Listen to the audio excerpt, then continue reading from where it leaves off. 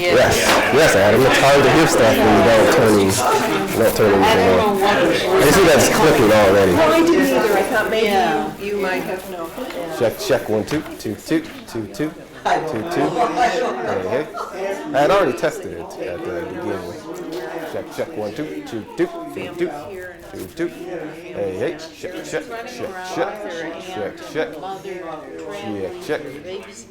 1 2 2 2 2 2. I don't know where that's coming from. Yeah, and she's got Stewart. Right. They just Yeah. That's wonderful. So. Hi, everybody. Hello. Good morning. Hi. Hi in Florida. Oh, Rich in Florida. Florida. I was reviewing last class. Remember we left off, and I opened it up, and it's already one person watching. So yeah. I don't know if that's Rick or someone else. Hi. Probably. Does anyone need chapter 12? Has everybody got? It's both 11 and 12 in here. You're most welcome. Everybody? What's the over-under? Are we going to finish chapter 12 today? Well, it depends. Yeah. We're in striking distance. We could do it. We might be able to do it. So we are kind of halfway through about this next section. We finished the information section of our User's Guide for the Soul. That's chapters 1 to 8. And there's a review online if you want to find that video for a full hour of going over that. Then this section where we're learning more detailed definitions of the 3 types of people, the Rasha, Tzaddik, and Beinoni. And we're also getting some of the tools we're going to be using to implement this information. So we've gotten a few key tools already. Just to remind us, chapter 9, we looked at the battleground, so to speak, with the divine soul primarily residing in the brain, the animal soul primarily residing in the heart, and the divine soul reaches into the right side of the heart and tries to influence, and then they have this tug of war. We looked at the abode of each, of course. We looked at the divine soul's kind of dream result, which is that the divine soul controls all thought, speech, and action. And also the divine soul eventually even overcomes the Yetzer Hara, the inclination of the animal soul, and converts it to another divine soul. But that's through Ahava B'Tanugim, that's through this very, very lofty level of love, and that's really basically becoming a tzaddik. Then chapter 10, we looked at the tzaddik and the different definitions of a tzaddik and what that really means, and a complete and incomplete tzaddik, which is not really the topic of the book, but is good to have as our compass bearing of what we're trying to do, knowing that only a few select really in a generation manage to become a complete tzaddik. And then in chapter 11, we looked at the same with the Rasha. And while the chapter on the tzaddik dealt with a very exclusive few, the chapter on the Rasha deals with most people. That a Rasha is not a diabolical person. A Rasha is just anyone who for any amount of time has that self-centered drive, can express as thought, speech, or action, even just one of those, even in a minor way. And even, in some ways, even if it has the potential to do it. Say I haven't let the animal soul express in thought, speech, or action, but there's a situation where it would, right? I would do it for a certain temptation. That still doesn't make me even a Beinoni. I'm still in the category of a Rasha. So it's not even necessarily has that person sinned or not. It's do they have any potential left to sin? And so then we've been asking this question since the beginning. So what's a Beinoni? Now we're going deep into that answer, this chapter and the next. And we've learned so far that a Beinoni is defined that in their garments they look exactly like a tzaddik. So all my conscious volitional thought, everything that I actually say, everything that I actually do, is just the altruistic soul expressing, 100%. So even if someone could read my mind and also hear every word I say and see every action that I say, I would look exactly like a tzaddik were I a Beinoni, which I'm not, right? But they would look exactly the same. However, on the inside, the attributes of the animal soul are just as active as in a Rasha. So if I were to see kind of the soul activity of a Beinoni, there I'd say, oh, I'm looking at a Rasha. And if you only saw the soul activity, you'd probably assume this person's a regular person, kind of sinning all the time, having good days sometimes, but I would assume looking at their soul that this is a Rasha because they have all the internal drive of any normal person. But the Beinoni never lets it express. They always assert the divine soul. Right, it's the definition, and we learned also that they're this strange statement that a Beinoni has never been and never will be a Rasha in their entire life. Right, which the most important thing to remember is that's not a chronological statement. It doesn't mean that if I've done a sin, now I can never be a Beinoni in my life. That's not what the Alter Rebbe is saying. Otherwise, why write a book about how to become a Beinoni?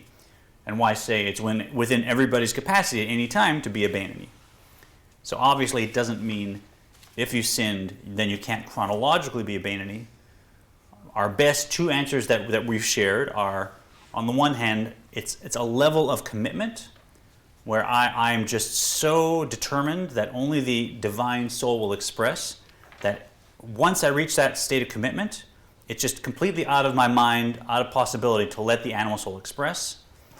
And as that definition, as that Beinoni level of commitment, once I've reached that definition, as a Beinoni I've never sinned and never will sin. Right? The level of commitment is just too strong, and I have to stay at that level. But as long as I'm at that definition, I'm not sinning. Beforehand, when I wasn't a Beinoni, I did sin chronologically. But now, as a Beinoni, I haven't and I never will sin. And the second had to do with perhaps looking at it as the balance between the animal soul and the divine soul. And that in a Rasha, the divine soul has been weakened, so the animal soul asserts itself and expresses. In a tzaddik, the animal soul has been weakened or transformed even, and so the divine soul only asserts itself without any struggle.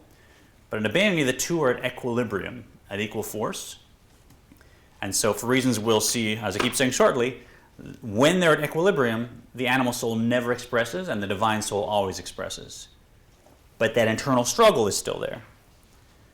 So again, when we're looking at it from that perspective, the reason we say the Beinoni has never sinned and never will sin is because any of the residue from past sins that would cause weakness in the divine soul have been repaired, wiped out. So when I'm looking at the divine soul, I see no scar tissue, right? I see no weakness. I see no sign that there's ever been any deviation. It looks like the divine soul at full strength. And so, as the past and future are contained in the present, that divine soul will never let that person actually express the animal soul. Not in the past, not anything they've ever done chronologically. They would never do it again. And there's no scenario in the future that the divine soul would say, okay, except for this one time. Right? So as the past and future are contained, that Beinoni will never sin. And then we learned about, there actually are moments when a Beinoni experiences reality like a tzaddik. So although they have this eternal struggle all the time, just like we do, there are times when that stops, and that is during prayer. So when they say the Shema, when they say the Amidah, they are in tune with the elevation of the intellect of the cosmos, Chokhmah, Bina, and Dat of Atzilus, let's call it. And that fills their heart with this fiery love, and that just puts the attributes of the animal soul into a dormant state. They take a nap, or they hibernate, however long it may be. And for that moment, the Beinoni feels like a tzaddik even on the inside. They're not disturbed by improper and counterproductive urges. All they want to think about is helping other people and giving charity and praying and learning, and that's their biggest delight. And why would they ever think of anything else? The moment prayer ends, though, the animal soul reawakens and its drives reassert themselves, and now the struggle continues. However, that moment of prayer becomes a tool throughout the day for the Beinoni, and for us as well, we can use it, even at our level. That moment of higher awareness and love, and divinely inspired love, can actually serve as a touch point through the day, and we get the impression of it helping us to overcome whatever tests come across that day. And then we learned a fundamental tool that we will use as well, and that is the way that a Beinoni asserts the divine soul over the animal soul is by hamoach shalit al halev, the brain rules the heart. The brain rules the heart, and he says not because they had all this Jewish education, not because they meditated for hours a day, not because they went through all this disciplined practice, but just by nature of how we are created, the brain rules the heart. And when we know that about ourselves, we can harness it more actively. That's just in our wiring. Every emotion we have stems from an intellectual flow. And so, of course, the intellect can re-engage that emotion and redirect it and integrate it into a more positive flow. We can always do that. It doesn't mean that I'm going to at all times assert my brain with my heart. It doesn't mean that it will happen instantaneously if something is a deep-seated behavioral pattern. But it does mean the moment my brain changes direction, there is a change in the emotions as well, and that will eventually come out in behavior if I apply it repeatedly. And we looked at a beautiful metaphor to describe it, which is that wisdom is better than folly, the same way light is better than darkness. So to inspire us, if we feel like there's something we've been doing for years and it's so part of me, and how do I stop doing it? And every time I try to stop doing it, it just kicks back and it's just part of me. Know that the moment we let, now we know the terms chokhmah of the divine soul, the wisdom of the divine soul, flow through the mind into the heart. It has two advantages. One, it can dispel a lot of darkness instantly. It's not like our cool air, warm air of my air conditioner example in Arizona. The moment that light of chokhmah comes into my heart, it can dispel a lot of darkness, and also does it without any struggle whatsoever. Because darkness was just the absence of light. So when light comes into a room, it doesn't have to push darkness out. You realize darkness was only defined by the absence of light. When light's there, darkness is gone effortlessly. So these are important tools when we start actually getting practices and applying them in the two different techniques that we'll be looking at. And then he went into, he doesn't mention the hidden love, which is if you recall, that is the short, long path that we're learning second, starting chapter 18. That's a second technique we'll learn. We're learning the long, short path first, which is a path of using meditation to create emotions, to build emotions.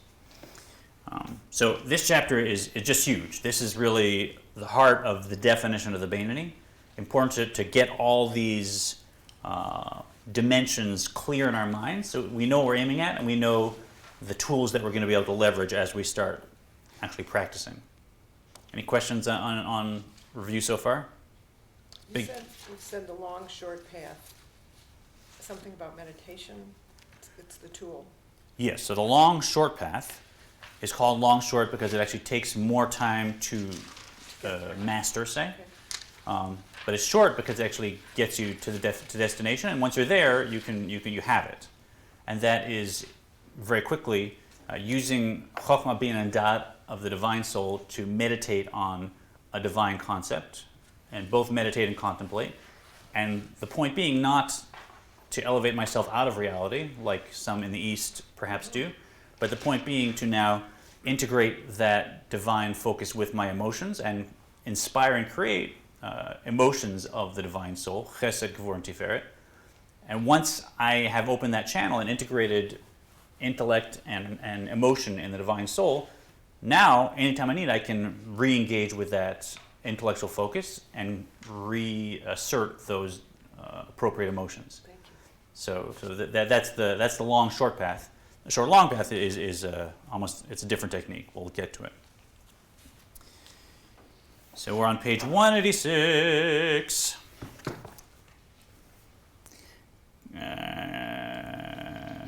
Ela, hirhure avera hakashim me'avera yicholim lifol lalot lemocho levablo mitorah v'avodah. I want to go this way. The thoughts of sin, which are in certain respects, as explained in the previous chapter, more heinous than actual sin, can manage to rise to his mind and to distract him from Torah and divine service. So after prayer, this Beinoni, which had this tzaddik moment, now the dormant faculties of the animal soul reawaken, and now the struggle starts. So thoughts of sin can drop into their mind, can be thrown up into their mind. And he says, in some ways, they're even worse than actual sin. We don't have to go into that statement right now.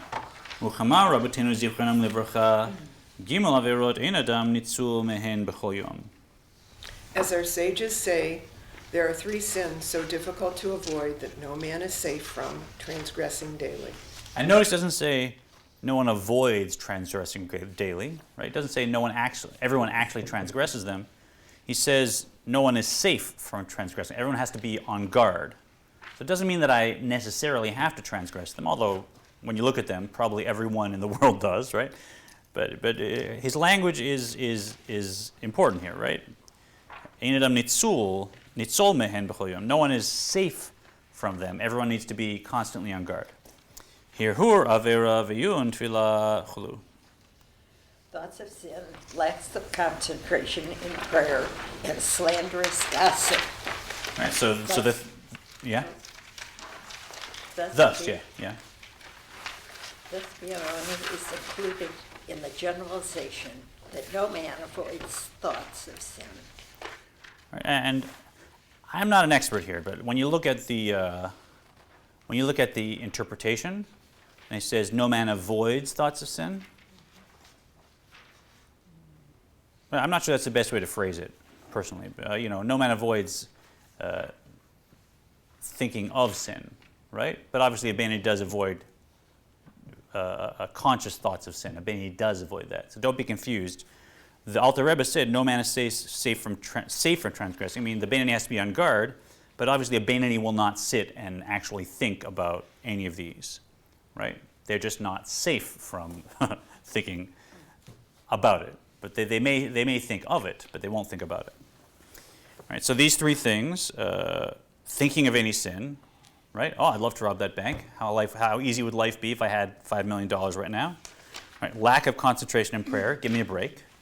Right? So here I am at Friday night services, and I suddenly realized that did I turn the water off, or did I lock the door, or what about this grandkid? What should I do? I mean, this is just normal human stuff. So we want to be able to concentrate in prayer, but hard to avoid getting distracted. And we're in the middle of the Amidah, and it's two prayers later, and I say, where was I during the last 2 prayers? I was thinking about something else. So that's hard to avoid. And finally, gossip, which we're actually going to get to at the end of this chapter, which is a whole crazy, phenomenal practice, right? If you get to a point where you feel like you've kind of worked on certain parts of your personality, you want to try something really challenging, just try a little bit of work on how we express ourselves around mundane storytelling, for instance. That is such a challenge to master and such an opportunity to grow spiritually and master that pathway of speech. I studied with Tzvi Muller 24 weeks on gossip. Yeah. 24 weeks on Lashon Hara. Yeah. What it says about it and how it describes it in the Talmud. It's Yeah. amazing. And Yeah. it's not even just bad things. It's even good things. Yeah. So it can be, talk about mindfulness. Yeah. Some people do silent meditations to try and increase mindfulness, but try never saying anything about anyone else that could in any way be even misconstrued as negative. You can't just that. even say any. Right. I would Because go there even for if- us, yeah. Even if... But if we just start with just making sure I only say positive things about other people. Let's just put it that way. I know that's not the technical No. halachic definition, but for us that's a big step, right? Like something amusing that happened to someone. We don't have to go deep into it, but that's out there as like phenomenal work to do, and so much more sophisticated than just saying, I'm going to be silent for the next week, right? I mean, that's hard. But it's harder when you're talking in life. It's harder when you're talking in life You're to better say, off. not gonna tell that juicy story, Right. right? Even if it's not a negative thing. However, רק שלזה מועיל הרשימו במוחין ויראת השם באהבתו המסותרת בחלל הימני. However, yeah. However, the impression retained in his mind from his meditation during prayer on God's greatness and the natural love and fear of God hidden in the right part of his heart enable him. להתגבר ולשלוט על הרע הזה המתהווה תאווה. To prevail over and dominate the evil animal soul's craving. שלא להיות לו שליטה וממשלה בעיר, להוציא תאוותו מכוח על הפועל, להתלבש באיברי הגוף. Preventing the evil from gaining the supremacy and dominion over the city, the body, and carrying out its craving from the potential to the actual by clothing itself in the organs of the body, in actual speech or deed.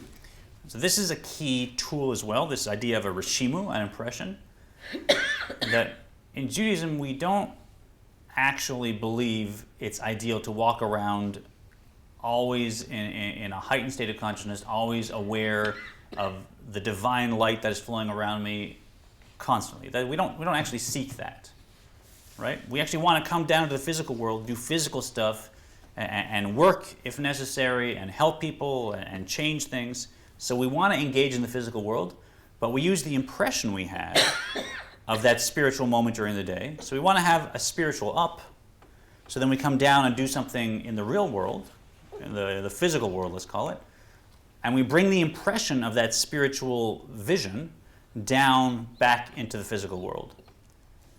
And that's why really we don't have this ascetic, go up on a mountain and stay there forever, retreat from the world is an illusion. We see the world in a distorted way, of course, but the world is an illusion created by the Ein Sof, so it's an illusion with infinite meaning and life, which makes it real, right? So when the Ein Sof creates an illusion, so to speak, even though to the Ein Sof is not there, it doesn't exist, it's still an infinitely powerful illusion, which means life has meaning. We want to engage with it. So we take this impression, sorry that I didn't express that so clearly, but we think the physical world is the main part of reality, and that's an illusion, of course, right? All we're seeing is godliness. But we shouldn't be fooled into thinking because it's an illusion that it's not important that I fix things and help things and care about people, right? We never ever go that step of saying, well, it's an illusion, so let people suffer, right? That's just that caste is supposed to be suffering. They're working out their karma. Who am I to get in the way of their karma, right? No. Even though it's an illusion that we're separate, I'm still here to help you and you're still here to help me. And we want to engage and do that. So we actually, because this illusory world is created by the Ein Sof, who is infinite, that means that the world is real and an illusion at the same time. And it's our job to engage and care about it and bring that impression we had from the higher perspective of prayer, bring it down into the world to help repair it. That's our pathway. So never moving away from the world, always bringing a higher insight down into the world. And I find that if we understand that that's the reason God created us, to make the world a place where He would want to dwell, then it's understanding that even though it's an illusion, we still have to work to make it a better place. Yeah, that's the one step further, is that Right. we're not just saying, well, it's an illusion, but engage with it anyways. Right. We're actually saying, no, this is the place where godliness is, the essence of God is available, is just down here in the physical world. So it's not about, later I'll be in this Gan Eden or that Gan Eden, and I'm going to appreciate this level of light or that. The biggest meaning is all right here now in the physical world, right? So that's a step further. ואפילו במוח לבדו להרהר ברע אין לו שליטה, וממשלה להרהר חס ושלום ברצונו שבמוחו. Furthermore, even in the mind alone, with respect to sinful thought, the evil has not the dominion and power to cause him, God forbid, to think such thoughts consciously. And this, he keeps reiterating this, and this is so important for us to clarify in our minds. I am not responsible for what occurs to me. And there may be no use to me going in and trying to analyze where these thoughts come from and what my past hurts have been and what I have to resolve so that I will stop having these counterproductive thoughts or impulses that occur to me. You can go deeper and deeper and deeper into it, and you won't necessarily end it, and you may even be strengthening it because now I'm identifying more with that consciously. So the Alter Rebbe is saying that's the work of a tzaddik, to transform the attributes of the animal soul itself. That's the work of a tzaddik. The work of a Beinoni is to say, if it occurs to me, think about something else, period. And many have been raised to say, well, that's not authentic, really. I'm just stuffing something down. I'm just plugging it up, and it's going to build up in there. And if I don't understand it, it's going to somehow explode out. Not necessarily, because every time that counterproductive thought occurs to me, and I say, think about something else, we now see I change the wiring of my brain by that very act. So it may be the act of holding that thought in my mind and saying, what made me think that disgusting thought? What in my life did it tie to this? Did it tie to that? Let me talk about this therapist with it. Let me talk about this person with it. Let me role play. Let me sit in a room with this for an hour and try and figure it out. It may be that is simply strengthening the connection, right? I love therapists. I'm not saying don't talk to a therapist. I'm saying that mode of therapy. I didn't mean to do that. Sorry if anyone took it that way. But this is cure all the depression and anxiety you have. But there's different styles. There's different styles of therapy, right? There's different styles of therapy, and it may be that every time I say no, think about something productive, I actually rewire the brain, and I change myself from the outside in, and that may be a very efficient way of dealing with who I am. So you don't really work through anything. You just think of something in a more positive vein. Is that what you're saying? Yeah, I made a black and white statement. I want to reel it back in, right? I want it to be black and white. Yeah, so obviously there's time for therapy, and there's people that have had traumatic things, and you need to go into it and work it. But I mean, in the day-to-day issues of improving myself, yes. If the Alter Rebbe is saying, if I can manage to guide my conscious thought to be productive the way I want it to be, then A, that will improve who I am consciously, and B, that will eventually change who I am subconsciously, right? So it's like massaging a muscle and making one piece stronger than the other. So you're letting go of what the negative thought was, and you're working on making that positive muscle, so to speak, stronger. I'm not sure if massage would be the best. Maybe massage is not the best metaphor. Maybe the best metaphor is isolation and exercise, right? Like if in dance, for instance, when I was in theater, a lot of people would dance more with their like bigger muscles, their quads, and they'd be pushing. And the teachers would say, okay, now stop using those and try and engage your deeper abdominal muscles. And they'd almost isolate with exercises so they didn't have to use the big muscles, and they'd strengthen the core, and eventually you just have this new power and new agility come from the center, right? But to get those deeper muscles to engage, you got to kind of isolate and then exercise them. So we're on the pieces that you haven't used so much. Yeah. So to speak. So we're exercising the positive side. We're always focusing on the positive. I think there's parallels in positive psychology. That label explores a lot more. But for our purposes, this is our technique, right? When it comes to thought, I'm not going to sit and ruminate over why it would occur to me to whatever, because I'm a Russia, right?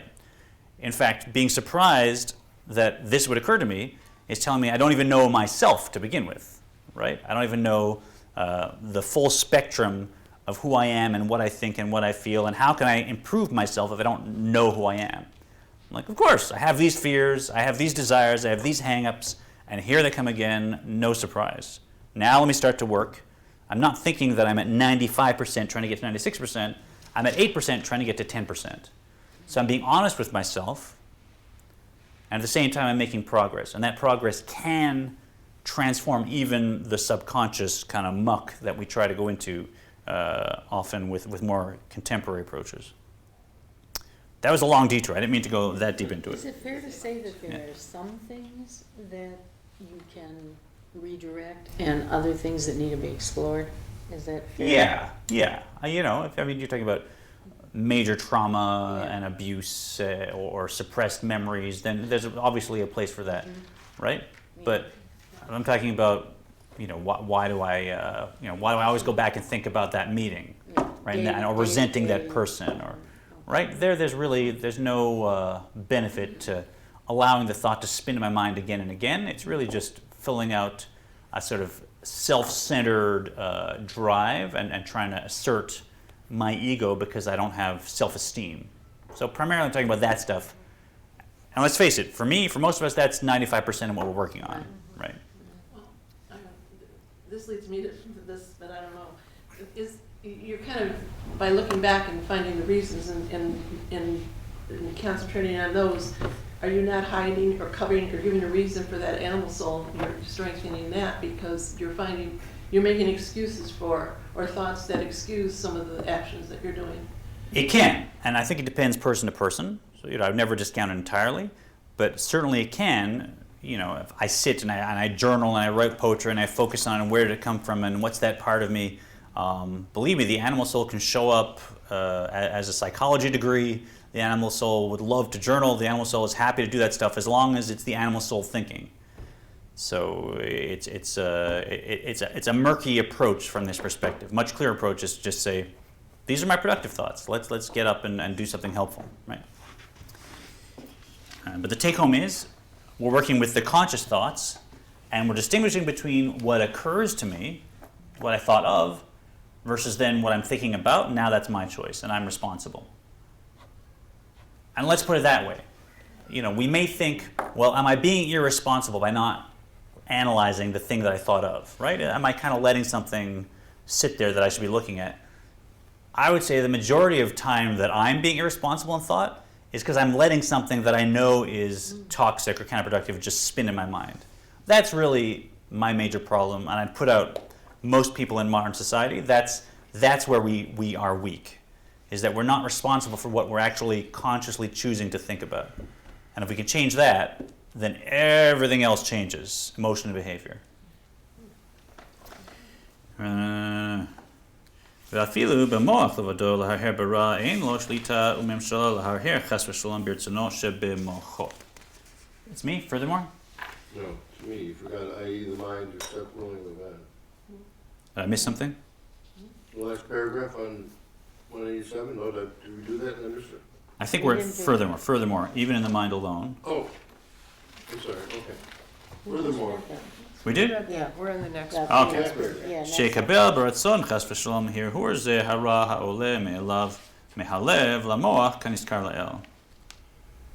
To cause the mind to accept willingly, God forbid, the evil thought and rises above its own accord, unbidden from the heart to the mind, as explained above. Evil thoughts were clearly involuntary because the evil in his heart craves evil.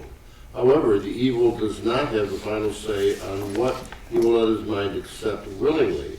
The Bainini's conscious mind is dominated by the divine soul. So just to remind anyone who's joining us, when we say evil in English, ra, we're really defining that as self-centered in any way. So not diabolical necessarily.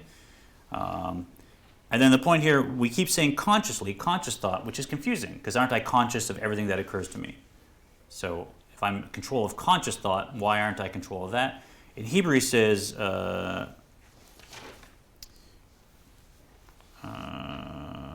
he uses the word ratzon. Shekabel ratzon chas v'shalom. So every time he talks about what we call conscious thought, he uses the word ratzon, which means will. So it's volitional thought is really the most accurate translation. Of course, I'm conscious of that idea that occurred to me, but then with my will, I say, yeah, that's a good idea to think about that thought, and I continue to think of it. So by conscious, he really means continuous and volitional, and now I've decided to keep thinking about it. אלא מיד בעלייתו, כן, לשם דוחהו בשתי ידיים ומסיח דתו. Instead, Jack? No, we're going the other way. You. We're going this way. Me. It's you. Instead, Oh. immediately, I don't know, I'm all messed up. Me The too. thoughts rise into the mind.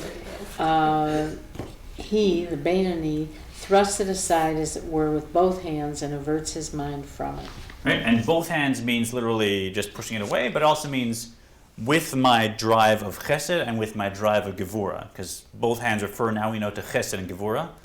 So both the side of me that puts up boundaries says, and also the side of me that's loving says, this is really for the best. This is a loving thing that I'm doing, is pushing this thought away. So with my whole being, without any hesitation, with any consideration that am I doing the right thing here, when I see that thought that I've already put in the category of, that's not a thought that I believe is appropriate for me to continue to think about, right? Whatever those categories are for me, and that may change over time, I will immediately just, with my will, push it out, and trust me, you can.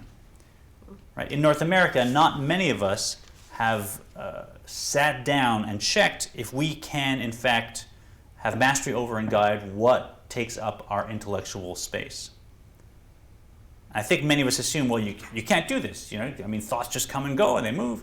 And then we have Eastern practices would say, just look at the thought and watch it, and that's the right approach. If I think of murdering somebody, why should I look at that thought? Right? God forbid, I let myself get annoyed by someone to the extent that I want to kill them. It hasn't happened, I don't think. It hasn't happened. But God forbid it happened, right? Why should I leave that thought in my mind? What is the benefit, right?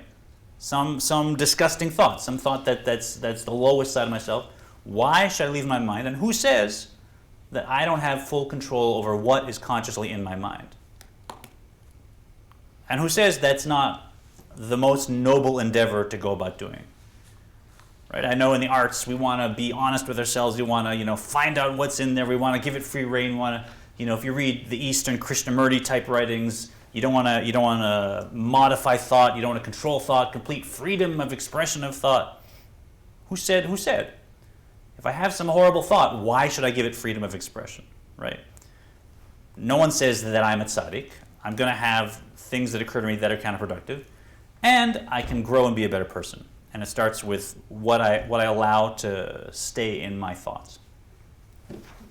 And we'll have some tools to do it as well, so we don't just leave ourselves with the general strategy. So we thrust it with both hands. Miyad sheniskar shehu hira.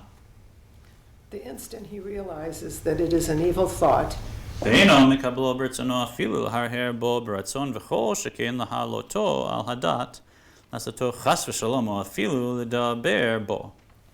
You go ahead. He will refuse to accept it even as a subject for mere conscious thought, and will certainly not entertain the notion of acting on it, God forbid, or even speaking of it. Right, so that moment where something has occurred to the Beinoni, and then we have a choice, am I willfully going to think about it? The Beinoni will always assert the divine soul and say, no, I will turn my mind to the exact opposite. Right? I said I was not going to mull over this conversation and in my mind call this person names, and if it occurs to me, I will simply now think about something positive I'm going to do, or how I can help this person, or whatever.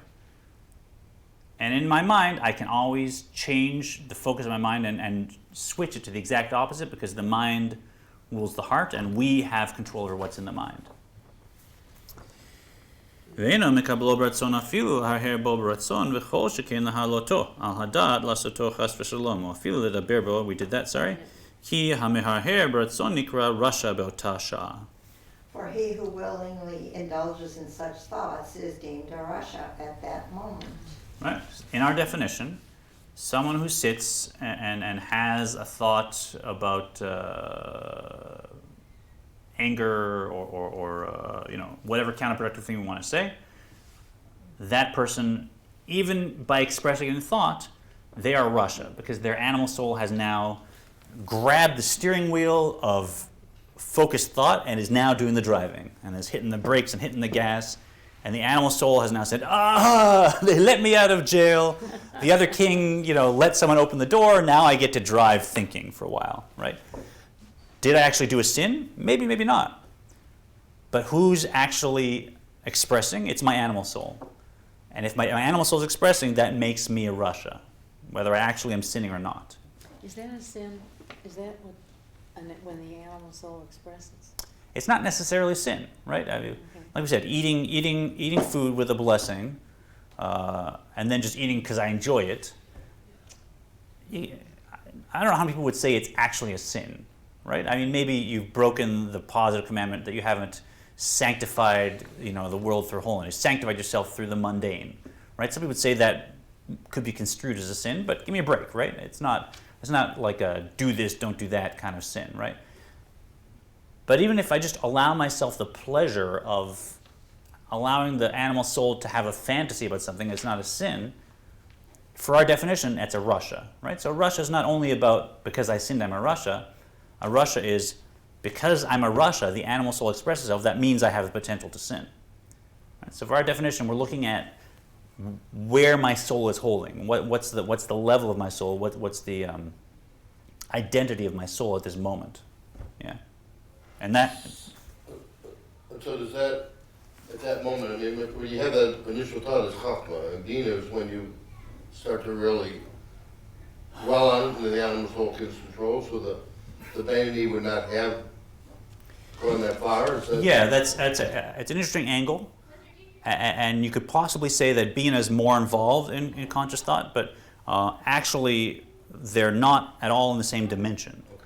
Right? Chokhmah, bina, and dat are three sefirot that then emanate as three intellectual potentials, and bina can be going crazy, but there could be no conscious thought.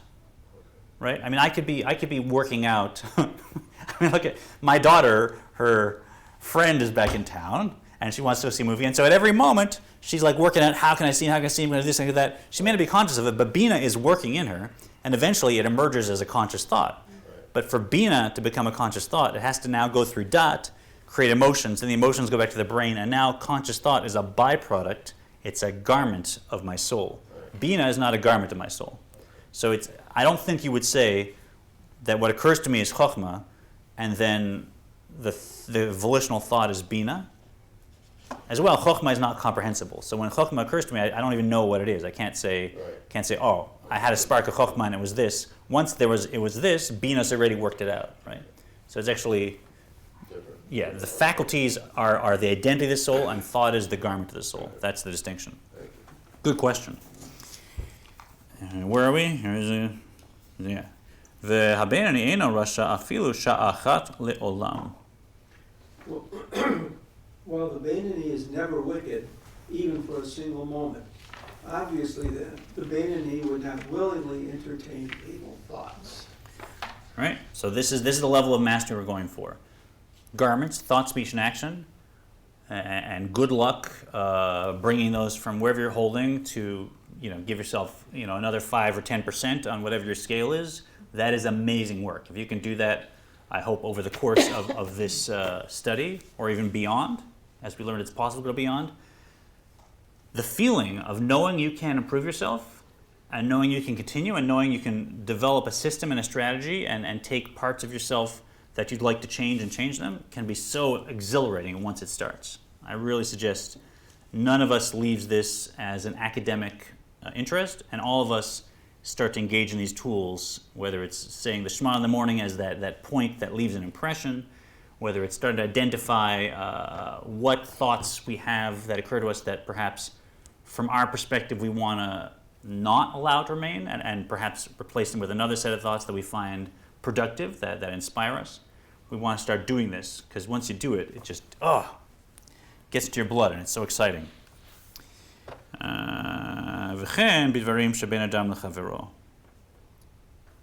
The discussion of his mastery over his animal soul has thus far centered on matters pertaining to man's relationship with God. It now moves to another area. So too in matters between man and his fellow man. The Manini will not grant expression in thought, speech, or action to any evil feeling toward his fellow. Oh, all right. Now hold on. Till now, I thought you were talking about Shabbos candles and bacon cheeseburgers, but I'm not allowed to think about somebody negatively? Really? I'm not allowed to, what if somebody called me a name? What if they're a real jerk? What if they stole my favorite seat in synagogue, right? I can't think about them. No. Right? So this is just as much a part of whatever you want to call it, traditional Judaism, Orthodox Judaism, Reform Judaism, I don't care what you call it, no one ever said that the dimension of how I behave towards other people is less important and less halachic than any of the ritual considerations that I may make. Right? I know I keep saying this. He writes this stuff, and every time I read something, I think, this is the most important thing anyone's ever written about Judaism. But really, how would Judaism change if all of us took as seriously the way we treat the interpersonal space as the way we treat the quote-unquote ethical space or the halachic space? This is just as important, and Learning with Label, I think, is a real opportunity because he goes deep into using the interpersonal as the canvas for self-mastery, self-growth, and Jewish depth. So here, he says it right here. Don't think I'm just talking about having to wear 4 pairs of tefillin or covering your ankles or whatever it may be. I'm talking about how I think about everyone around me. If I think negatively about someone around me, guess which soul is doing that thinking, right? And a Beinoni will never allow that to happen, not with anyone in their community, period. So that's why we wonder if this person exists today anymore, right? Miyad she'oleh lo mehalev lamoach ezo tina v'sin'ah chas v'shalom. As soon as it arises from his heart to his mind, any animosity or hatred, God forbid. Or ezo tina or ka, so kefeda v'domehen. Or jealousy, anger, or a grudge, and their like, right? And if you're wondering what the difference between, let's not go there, right? We get all this stuff. So any of this regular nonsense that takes up our mind that we feel like is just part and parcel of being a human in relationships, and we take it for granted. Guess what? All that is coming from the animal soul, and we have control over it. And the Jewish ideal would be simply, whenever it occurs, to say, why would I think that about someone else? Eno mikablan klal b'mocho uvritzono. He will bar them from his mind and will refusing even to think of them. Yeah. He'll bar them from his mind and will, right? Oh, from his mind and will. So both my mind and my will, I'm not gonna use my willpower to keep going down that road. On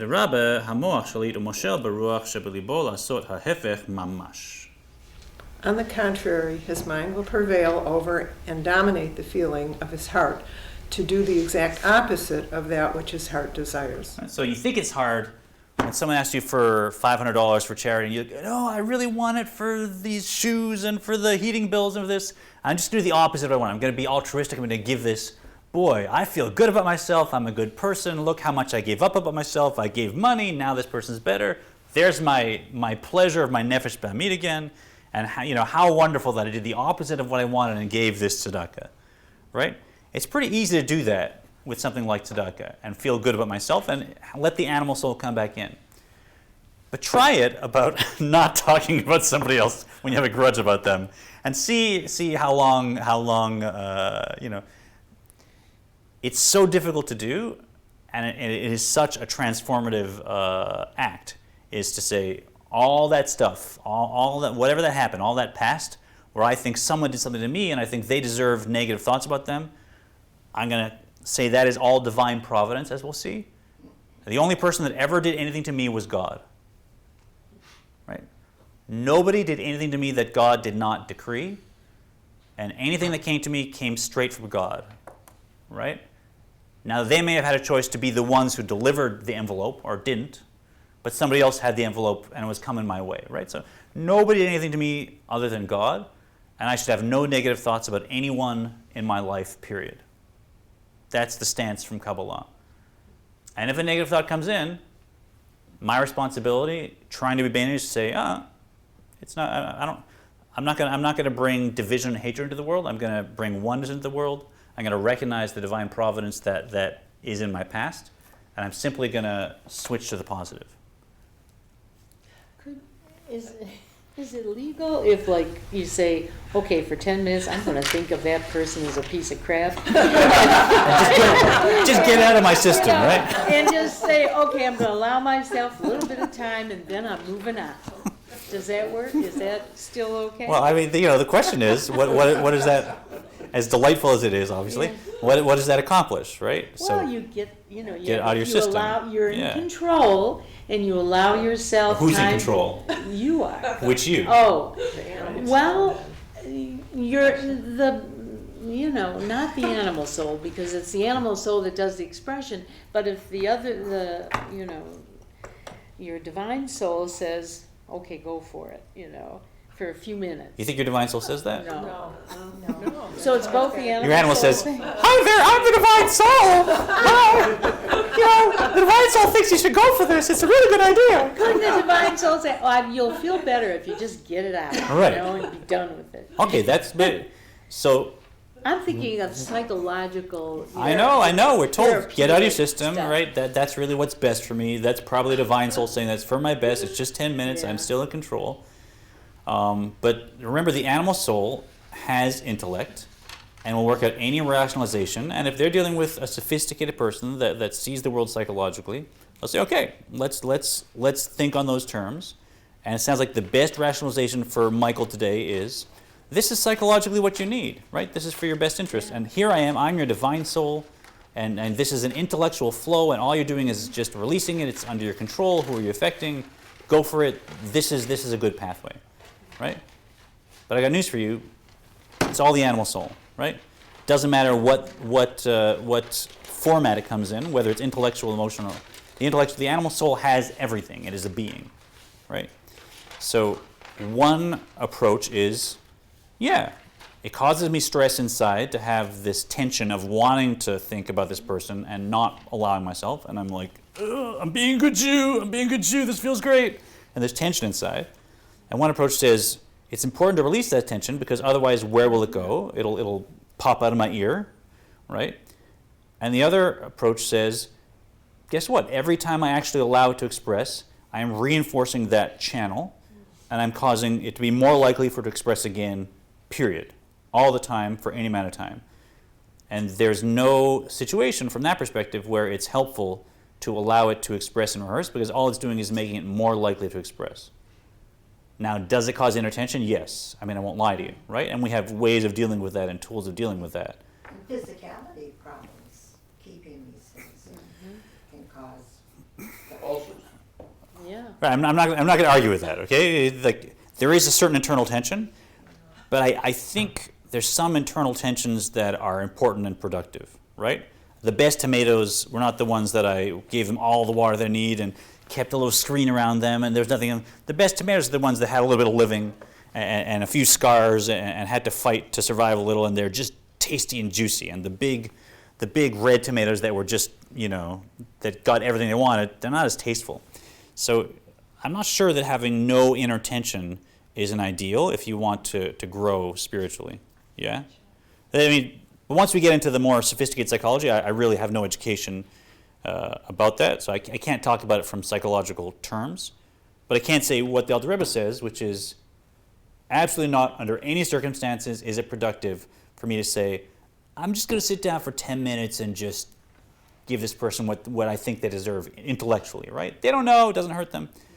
That's just exercising my animal soul, that's all it is, right? And we have other ways of addressing the tension that my behavior is at 8 and my identity is at 3 right now, and I really want to express and think this, but I've decided not to, right? But it's not letting it express every now and then. That's not. So what do you do with that tension? We'll get to it. We'll get that's sort of the that's sort of Hang on to it the for a while. that's sort of the short long path.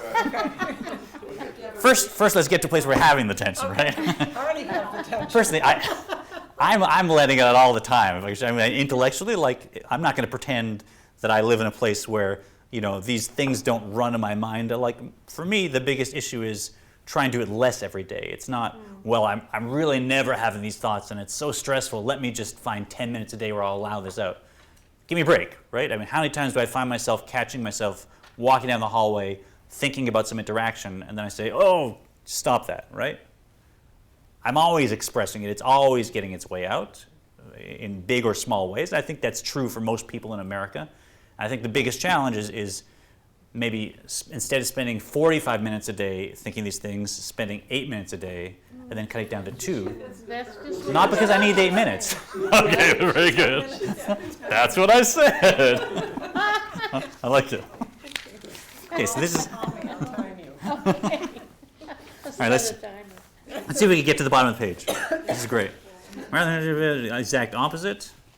Lehid naheg im chavero b'midat chesed. Where are we at, namely? Namely. Namely, to conduct himself toward his fellow with a quality of kindness, as opposed to the quality of severity where hatred and anger originate. All right, so whatever someone's behavior is, I am supposed to behave with them towards them with chesed, especially if they are irritating me. Now that's my exercise. It's easy to love people that are treating you well and making you feel good. You're really engaging your deeper resources by expressing appropriate kindness, not that somebody's abusing me and I'm letting them, but appropriate kindness towards somebody who themselves is not being appropriate. That means that it's true for me at every point. If something's going to be true, it has to be true for every experience. So if I'm a kind person to people that are kind to me, okay, that's one kind of true. But if I'm a kind person to people who are irritating, annoying, or insulting, now I know it's true with much more depth. Yeah? Not letting myself be walked over, but not expressing anger or inappropriate fantasies or whatever. וחיבה יתרה מודעת לו לסיבול ממנו עד קצה האחרון. And to display? And to display toward his fellow a disproportionate love and suffering from him to the furthest extreme. Right, so now he gets to his real Hasidim, who really want to work on this. And by the way, part of the reason why the Alter Rebbe brought this stuff up is because there was so much opposition that some of these Hasidim would be attacked by other Jewish communities and beaten up and their beards shaved and all kinds of horrible behaviors, right? And eventually, for historical reasons and spiritual reasons, there were some events that showed that the Alter Rebbe's teachings were actually profound and should be taught, and there was sort of a victory for this approach. And his students might have said, "Ha! Look, see, you guys were so misbehaving, and now our Rebbe is the right Rebbe, and you're nanny boo-boo stuff." And so he's saying to his followers, behave towards everybody with kindness, even if they have insulted you, all the more so. I want you to show disproportionate kindness, even if somebody has made fun of me, has made fun of you. Our job is to be loving, period. Right? So it was really connected also to what was going on. How do we respond to the president of the Ku Klux Klan? You don't let them do what they want to do. Kindness doesn't mean letting somebody do horrible things. But I can stop them without saying, "You son of a gun," and shouting at them in anger. That doesn't necessarily amp up my effectiveness. So I'm not saying allow bad people to do bad things. I'm saying don't let them make me a bad person in my thought, speech, and action. I shouldn't imitate them just because they're failing. ולא לכעוס חס ושלום וגם שלא לשלם לו כפעלו חס ושלום. Without being provoked into anger, God forbid, or to take revenge in kind, God forbid. אלא אדרבה לגמול לחייבים טובות. But on the contrary, to repay offenders with favors. כמו שכתוב בזוהר ללמוד מיוסף עם אחיו. As taught in the Zohar, we should learn from the example of Joseph's conduct with his brother. Yeah, so if anyone needs to leave, of course, but if you can, let's take 5 minutes and just wrap up this chapter, if we can. We'll go a little bit over. So we're saying, even when someone has been inappropriate towards me, that doesn't give me excuse to now say, I'm going to let them have it in my thoughts. Certainly not with my speech. And we actually bring up Joseph and Joseph's conduct with his brothers, because what happened? They hated him and they threw him in a pit and they were going to kill him and they sold him to slaves, and then they told his father that he was dead or implied that he was dead. And then years later they show up now begging for mercy, starving, begging for food, and he's the vice president of the most powerful country in the world. And they don't even recognize him. And he could just do away with them and get his revenge, and they wouldn't even be able to tell the tale because they didn't know who he was. So you could secretly get his revenge, and boy, who doesn't deserve it more than someone who murders their own brother or sells them to slavery? And what did he do instead? He took them and he installed them in the best part of Egypt, and he fed them and he wept and he was took care of after them. He gave them a little test. Okay, I'll give you that. You want to make sure, right? So we show kindness, with appropriateness. I mean, he didn't want to be nice to them and then have them backstab him again. So he couldn't be sure of their personality and their character. But once he saw that they had grown, he had no revenge, and he specifically said, "You thought that you sent me here to hurt me, but really it was God that sent me here to save the Jewish people." Right? You thought you were throwing me in a pit and selling me, and that was the end of my life. But what was happening to me was divine providence, and I was being elected vice president of Egypt at that very moment. When I was in the pit, my physical brain thought, I'm going to die, but divine providence, it was all the start of my pathway towards being here and being able to save, in fact, the whole Jewish people, right? By managing Egypt properly. And that's the point of view that allows us to do this. Right? Many communities actually focus on lashon hara, on not saying something negative, more than this community does, more than the Alter Rebbe. He doesn't actually focus on it as much as you would think from what you just read. It's rare.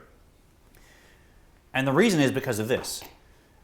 The idea of not saying something is a challenge if I'm thinking something that I want to say. Right? So really the mitzvah of not gossiping has to do with the tension between my thoughts and my speech. And when I got this thought about this person, it's not a sin, but I'm just not going to talk about it because that would be a sin, right? And so now it's a big mitzvah to not talk about the person because I really want to. I have these thoughts. But the focus here is not even not talking about the person, because the focus is changing my thought, right? Nothing happened to me that didn't come from God. Everything that comes from God is positive, whether it seems to me to be a snake in a pit or whether it seems to me to be Pharaoh saying, now you're in my second command. One of them was visibly a blessing, and one of them was a hidden blessing. But I just say it's all from God and it's all a blessing. Whether it's a visible blessing or a hidden blessing, it's all a blessing. And as a metaphor, when a waiter brings me a cup of wine, even though it's not the waiter's wine, I still thank the waiter. All right, I'm in a restaurant, I get a fine cup of wine to enjoy with my meal. Thank you so much. Why am I thanking the waiter? Is it the waiter's wine? It's from the restaurant owner, right? The restaurants bring me this great wine, but I thank the waiter. So same thing with anyone around me. If there's something that my physical brain perceives as being a negative, and now I wanna go at them in my mind, the deepest lens we can put on to reverse that is to say, it's a hidden blessing or it's a revealed blessing, but it's all a blessing, just like Joseph said. And you thought you did something negative to me, that's your business and between you and God to work out. But I know you really did something positive for me. You were bringing me a glass of wine, even though it looked like I was being thrown in a pit. So my actual honest response is to say thank you and let me treat you with kindness and repay you with kindness. Because nothing anyone can do to me is anything but kindness from God. Sometimes hidden, sometimes revealed. But that's what we learn from Joseph. So if we master that, now not saying negative things is pretty easy because I'm not even tempted to. I'm not thinking negative things. All I want to say is thank you. Right? Thank you, mister, for honking at me. Right?